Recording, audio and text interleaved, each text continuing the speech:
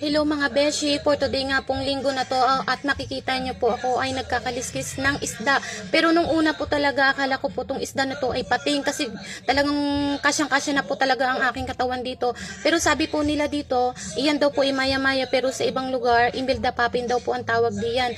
Gustong-gusto ko nga po talagang ihawin o litsunin pero sabi nila hindi daw po yung linilitsyon, yan daw po isinisigang o piniprito. Napakabigat talaga po yung isda na yan at napakakapal na ang kaliskis niya.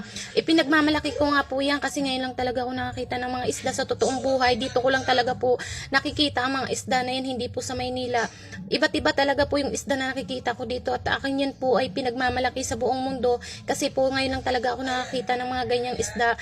Napakasarap daw po yung isda na yan pag kinakaldo at linuluto nila at napakasinigang daw po pag sinisigang mo yan at pinipirito mo mananamdi rin po.